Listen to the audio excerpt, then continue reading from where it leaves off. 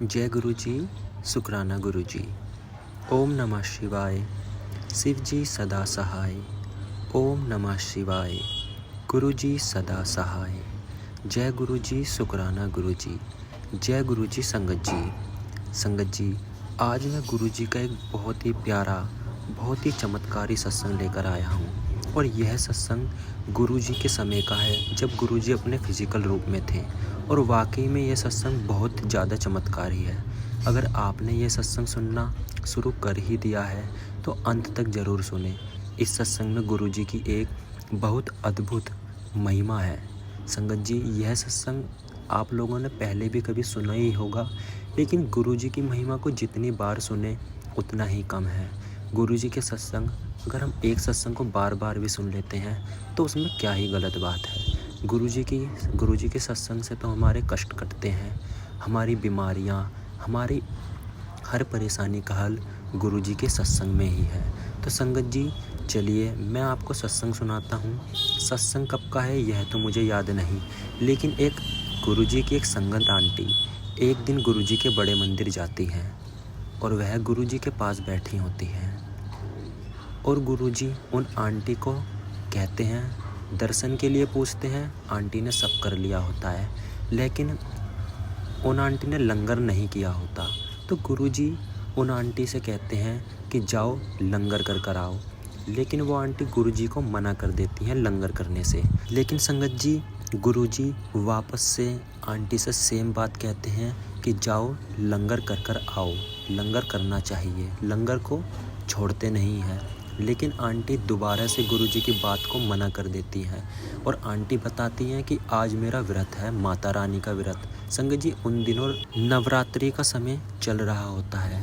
संगत जी, गुरु जी यह बात सुनने के बाद आंटी को बोलते हैं कि जाओ, जहाँ लंगर बनाया जाता है उस लंगर हॉल में जाओ। गुरु जी उन आंटी को लंगर हॉल में भेज देते हैं, जहाँ गुरु जी का लंगर प्रसाद बनाया जाता है। संगत जी, वह बात गुरु जी की, संगत जी, भला गुरु जी की बात कोई कैसे इनकार कर सकता है।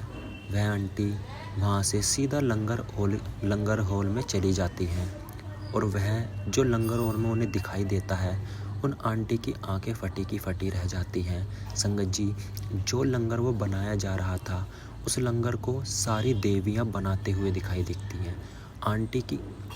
आंटी यह देखकर बहुत ज़्यादा चौंक जाती हैं।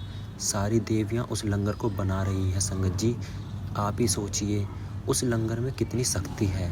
सारी देवियाँ उस लंगर को बना रही हैं। संगत जी, आंटी सीधा लंगर हॉल से गुरु जी की तरफ जाती हैं, गुरु जी के पास जाती हैं और गुरु जी के चरणों में माफ़ी मांगती हैं कि गुरु जी मुझे माफ़ कर दो, मुझसे गलती हो गई। संगत जी, गुरु जी आंटी से कहते हैं, ले देख लिया, जो जिनके लिए तू व्रत रख रही है वो सारी देवियाँ ही तो इस प्रसाद को बना रही हैं, तो भला इस प्रसाद से तेरा व्रत कैसे ही टूट सकता है। तो संगत जी, इस सत्संग से हमें ये बात भी पता चलती है, क्योंकि कुछ संगत जी का सवाल होता है कि क्या हम व्रत में गुरु जी का लंगर कर सकते हैं। तो हाँ संगत जी, संगत जी, व्रत आपका कोई भी हो, आप गुरु जी के लंगर प्रसाद को ग्रहण कर सकते हैं। उससे आपका व्रत बिल्कुल नहीं टूटेगा, बल्कि आपका मन और आपका शरीर और ज़्यादा मजबूत होगा, आपकी बीमारियां कटेंगी।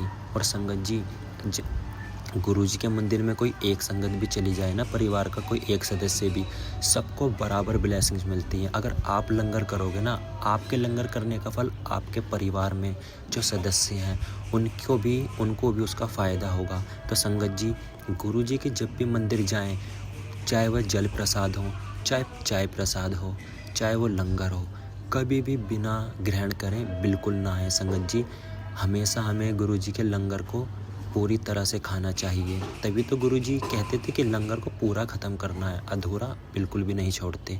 संगत जी, अब मैं इस सत्संग को यहीं विराम करता हूँ और आगे ऐसे ही अच्छे सत्संग सुनने के लिए, और संगत जी, अगर आप आगे भी ऐसे ही गुरु जी के समय के सत्संग, अच्छे सत्संग सुनना चाहते हैं तो प्लीज़ इस चैनल को ज़रूर सब्सक्राइब करें। संगत जी, ऐसे ही मैं अच्छे सत्संग रोज़ लाता रहूँगा।